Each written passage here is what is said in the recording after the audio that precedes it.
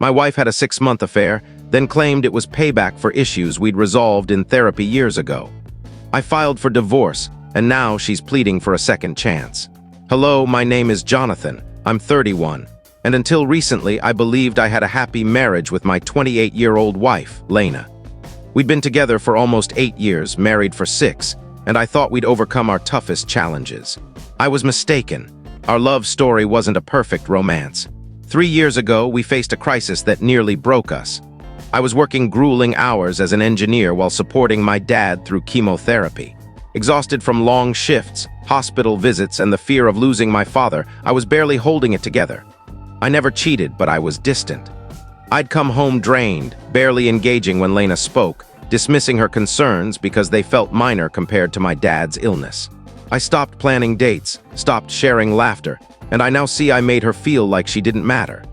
It all exploded one night when Lena, in tears, shouted that she felt like a stranger in our home, as if she were begging for scraps of my attention. She said, "I'm your wife, Jonathan, not some tenant you barely acknowledge." At the time, I thought she was overreacting, but after my dad's cancer went into remission and work stress lessened, I saw her point. I had let her down emotionally. Terrified of losing her, I begged her to try couples counseling. To my relief, she agreed. We spent 8 months in therapy, learning to communicate, argue without malice, and listen without walls up. Lena told me, "I forgive you, Jonathan. I understand why you pulled away. I just needed to know I was still important to you." On our 5th anniversary, we renewed our vows. Her tears as she promised me forever again felt real. She spoke of how proud she was that we'd survived a near-breaking point and emerged stronger. For a year, life seemed perfect. We were house hunting, discussing starting a family, traveling together. I thought we'd rebuilt something unbreakable, but while I planned our future, Lena was plotting her vengeance. I learned of her affair not from her, but from Alyssa, the girlfriend of Lena's lover, Trevor, a coworker. Alyssa called me, her voice trembling with anger and pain, saying I deserved the truth. Then she sent me screenshots. Those texts gutted me. It wasn't just physical. Lena wrote to Trevor, "With you, I feel truly alive. Jonathan doesn't see me the way you do. Sometimes I wish I could walk away from him forever." Reading those words felt like a knife twisting in my chest. When I confronted Lena, she didn't cry or apologize. She looked at me with icy calm and said, "Now you understand how it feels to be abandoned by the one you trust most." I was floored. She admitted she'd never forgiven me for those months 3 years ago. Therapy, she said, was just a way to bide her time until she could hurt me back. She confessed every smile, every moment of intimacy, every shared dream was a lie to keep me fooled while she planned her betrayal. Her next words haunt me still. "Watching you trust me again while I was with Trevor made me feel complete. It balanced the scales." She equated my emotional absence during my dad's illness with her 6-month affair. I tried to reason with her, saying, "Lena, being distant during a family crisis isn't the same as choosing to lie and cheat." She shot back that emotional neglect was worse than infidelity, that I'd made her feel worthless, and she had every right to make me feel the same. I couldn't face her after that. I packed a bag and moved in with my brother, Stephen, who was furious when I told him what Lena had done. That's when Lena's facade cracked. She began calling relentlessly, leaving voicemails that swung from begging to manipulative. She said, "Now that I've had my revenge, we're free to start over. We've both hurt each other equally. We can move forward now." It was sickening. She called her affair healing. She claimed hurting me was cathartic, that it evened our pain. I told her she was delusional, that healthy people talk about their hurt, not fake forgiveness while plotting betrayal. That's not a marriage. That's not love, that's cruelty. She tried to turn it back on me, accusing me of ignoring her pain years ago, but I reminded her she'd told me and our therapist she'd forgiven me. She chose to lie. She chose to deceive. And now she wanted my forgiveness one last time. But there is no one last time. There's nothing left to salvage. Lena didn't just cheat. She was deliberate, vengeful, and cruel enough to live a double life just to see me break. Once you see someone's capacity for that kind of malice, you can't unsee it. So I filed for divorce. I ignored her calls, her tears, her pleas for a fresh start. I didn't care that she claimed she was ready to be a good wife now. She destroyed our marriage the moment she chose revenge over honesty. The irony. 3 years ago, I'd have done anything to save us. Now I just wanted to leave her behind in the ruins she created. When I filed for divorce, Lena's world collapsed in ways she hadn't anticipated. She thought her revenge would sting me, but we'd reconcile, and she'd keep both her satisfaction and our marriage. She never expected I'd walk away for good. When she was served the papers, she showed up at Stephen's house, sobbing, clutching the documents like they were a death notice. She begged to talk. Stephen blocked the door, but I stepped outside, curious to hear her out. Her first words, "Jonathan, you're blowing this out of proportion. We've both made mistakes. We can fix this." That word, mistakes, hit me like a punch. I said, "Lena, this wasn't a mistake. Forgetting a date is a mistake. Losing your temper is a mistake. You made a 6-month choice." She collapsed on the steps, crying, "I only did it because I love you. I needed you to feel my pain so we could move on." That's when I saw how warped her logic was. 2 weeks later, Alyssa called again.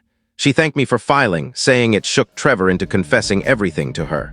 He begged her not to leave, cut all contact with Lena, blocked her everywhere, changed his number, and even switched departments at work to avoid her. Lena's true love abandoned her the moment things got serious. Her calls to me tripled after that, her voicemails shifting from desperate to manipulative. "Jonathan, you can't throw away 6 years over one error. I was in pain, don't you get it? We vowed forever." But every time I heard her voice, I saw the coldness in her eyes when she admitted her betrayal.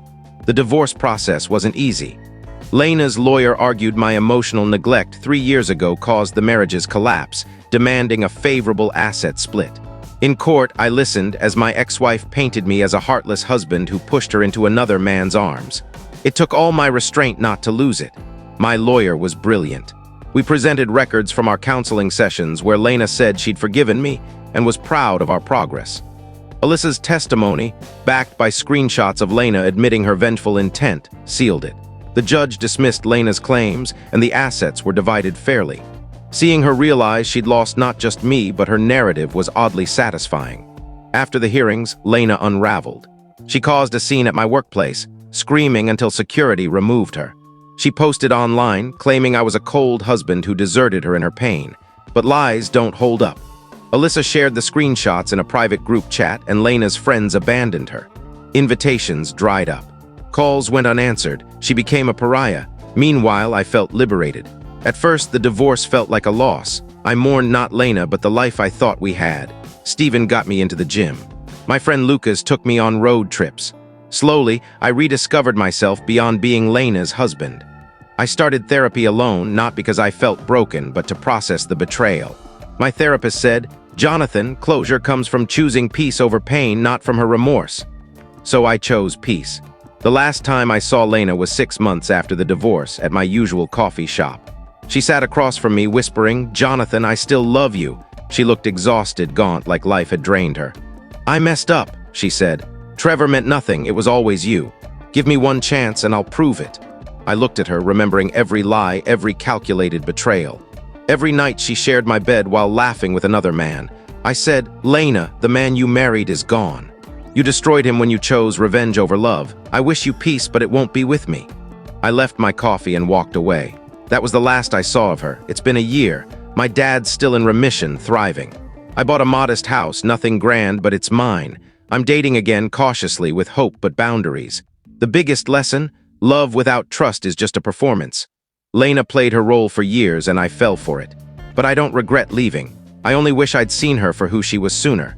Real love doesn't hold grudges. It doesn't keep score. It builds, not breaks. I believe I'll find that one day. But even if I don't, I'd rather be alone with peace than tied to a love laced with venom.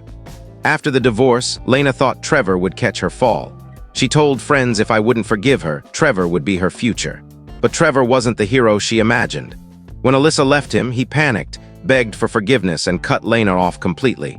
He changed his number, blocked her, and moved to another city for work. Lena bombarded him with messages. "You said you cared, don't vanish. We can be together now. I gave up everything for you." He never responded. Lena tried to salvage her image, telling everyone I was cruel, that my neglect drove her to Trevor. But Alyssa's screenshots spread, revealing Lena's calculated plan. Friends abandoned her. Family distanced themselves. She was left alone, her narrative in tatters. Lena spiraled. She started drinking, lost her job, and posted bitter rants online about betrayal and forgiveness. She began showing up at places I frequented, desperate for contact. One night at a bar with Stephen, she approached, slurring, "Jonathan, you're my soulmate. I messed up, but no one will love you like me." Stephen stepped in and she shouted, "He'll come back. He always does." I didn't. 6 months later, she appeared at my new house with a box of old photos, our vow renewal letters, and anniversary gifts. "I kept everything," she whispered, "because I knew you'd forgive me. Let's rebuild." I saw the girl I once loved for a fleeting moment, but then I remembered her cold confession. I said, "Lena, you didn't just destroy our marriage, you made sure nothing could grow again. I don't hate you, but I'm done." She left the box and walked away. I donated it all the next day. 2 years later, I've built a life I'm proud of. I got a promotion, reconnected with friends, and started dating someone new who respects my story and admires my choice to walk away with dignity. Lena, I heard she moved away. Maybe she's still chasing redemption. Maybe she's still rewriting her story. But the truth remains. Revenge doesn't mend wounds, it deepens them. Love built on deceit always crumbles, no matter how many times you try to rebuild. If you liked this story, don't forget to drop a like, subscribe to our channel, and tap the notification bell so you'll stay updated with all the upcoming stories. Catch you in the next video.